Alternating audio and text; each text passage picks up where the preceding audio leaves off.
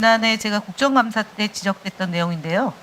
그 스마트폰이 보증 기간이 2년이고요. 태블릿 PC가 보증 기간이 1년이에요. 1년, 네. 그것을 그러니까 지금 이제 학생들이 사실은 AI 교육, 뭐 AI 디지털 교과서 이렇게 해서 이제 스마트폰뿐만 아니라 태블릿 PC도 상용화가 넓어졌는데 이 보증 기간의 기간을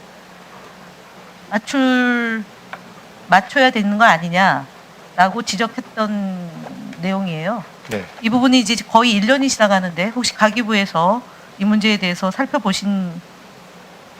네, 그 제조사에서 보증 기간 확대가 어렵다는 입장 때문에 네. 사실 이 문제가 좀 해결이 안 된 것으로 알고 있습니다. 네.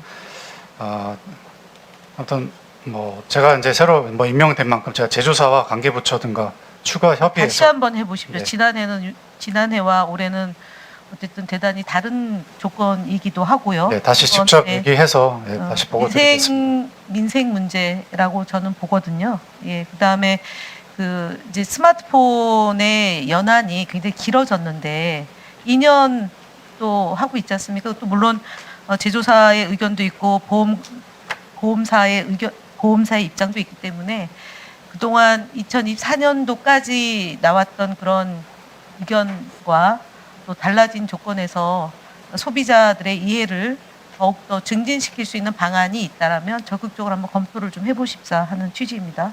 네, 검토하고 또 예. 진행 사항 또 보고 예, 드리겠습니다. 그렇게 해주시기 바라고요. 민주당이나 좌파 집단은 우리가 상상할 수 있는 모든 것을 하는 집단이라는 발언을 만약에 공무원이 했다면 중립의 의무를 혹시 준수했다고 보십니까?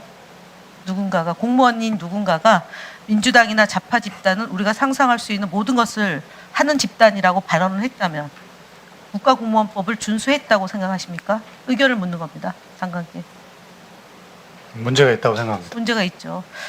이 발언을 한 사람이 바로 그 옆에 앉아있는 방송통신위원장이 탄핵 소추로 직무가 정지된 상태에서 유튜브에 나가서 한 발언입니다. 그래서 이런 발언 때문에 감사원에서 주의 조치를 내렸습니다. 그럼에도 불구하고 지속적으로 페이스북을 통해서 본인의 의사를 밝히고 있습니다.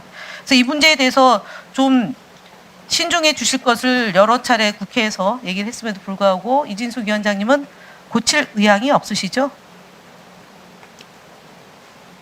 제가 그 발언을 한 것이 탄핵 당했을 때 직무가 정지된 저에 상태에서- 대한 그 방어권 차원에서 이야기를 했던 것이고요. 어떻게 아니, 그러니까 지금 하루 나- 1.5일을 근무했는데 탄핵을 할 수 있나, 이런 차원에서 상상하지 못한 일을 제가 민주당에서 질문한 했다. 내용에 대해서 그 차원에서 이야기한 예, 것입니다. 그럼 그때는 그랬던 거고 앞으로는 그러지 않겠다는 얘기입니까? 아니면은 그런데 왜 SNS에 계속 글을 올리면서 저는 정치적인 메시지를 저 소셜 미디어에 올렸다고 생각지 않습니다. 생각이 아닌데 정치적인 행위를 한 겁니다. SNS를 가급적 지양해야 됩니다.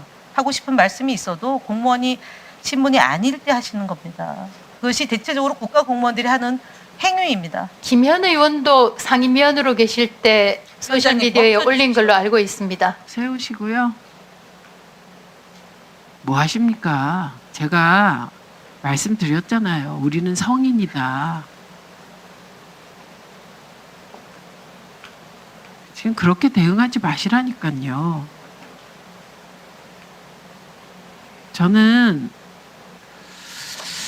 아이들을 키우다 보면 이렇게 안 좋은 습관이 배이면 그거 참 고치기가 힘듭니다.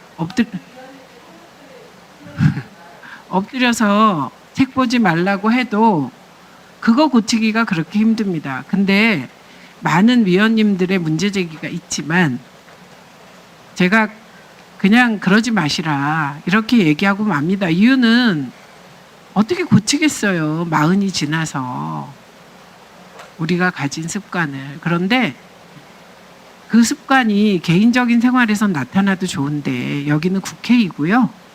국회의원이 질의하는데 역공하라고 그 자리에 나와 있는 거 아니에요. 정치투쟁 하시면 안 돼요.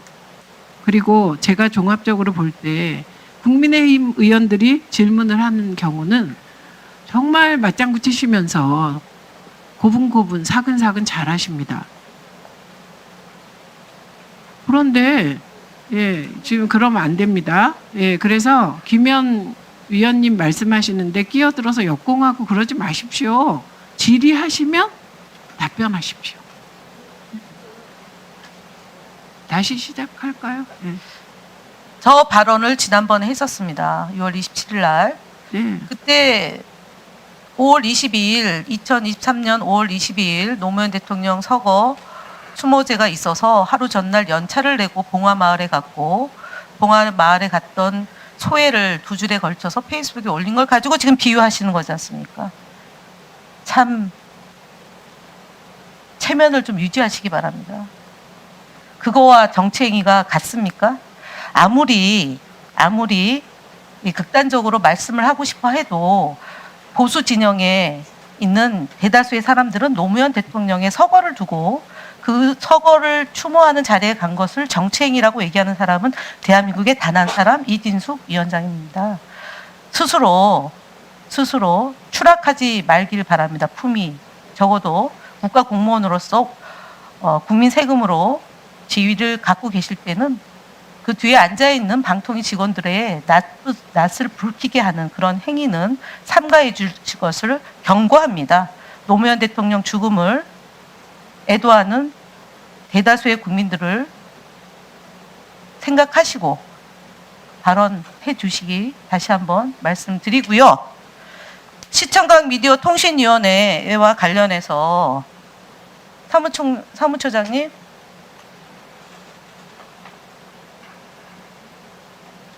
혹시 제가 발의한 법안 위원장에게 전문으로 보고한 적 있으십니까? 제가 직접 아니 혹시 있습니까? 없죠? 국장 뒤에 방송정책국장님, 혹시 박동주 국장님 보고한 적 있습니까? 저랑 보고 예, 그러면 보고가 안 된 걸로 알고요. 본인이 뭐 찾아가지고 출력해서 보지 않았다면 지금 들어가셔도 좋습니다. 크게 방통위 구조틀이 달라지지 않았다라고 얘기를 하셔서 제가 말씀을 드리는 거고요. 내용을 좀 보시고 말씀해 주실 것을 다시 한번 당부드립니다. 그리고 왜냐하면은 본인의 거취를 특정인을 배제하기 위해서 이 법을 만들었다고 얘기하는데 피해의식입니다. 이것은 2008년도에 방통위 설치법을 만들 당시에 전체 방송사를 다 모아서 통신 융합 시대에 맞춰서 했던 것으로 알고 있습니다. 그리고 2013년도 박근혜 정부 들어서 유료 방송 사업자 등을 포함해서 이원화시켜서 방통위와 가기부가 이중 규제를 받고 있다 방송사들이 하는 그런 지적이 있어서 방심위에서 하는 방송사를 한꺼번에 모아서 방송통신위원회에 걸맞는 조직을 만들고자 한 함입니다. 그리고 온라인 동영상 서비스에 대해서도 저희가 함께 규제도 하고 진흥도 하기 위함이다라는 점을 말씀을 드리기 때문에 좀 발언에 신중해 주실 것을 당부드립니다. 이상 질의 마치겠습니다. 이진숙 위원장님 답변할 건 없습니다.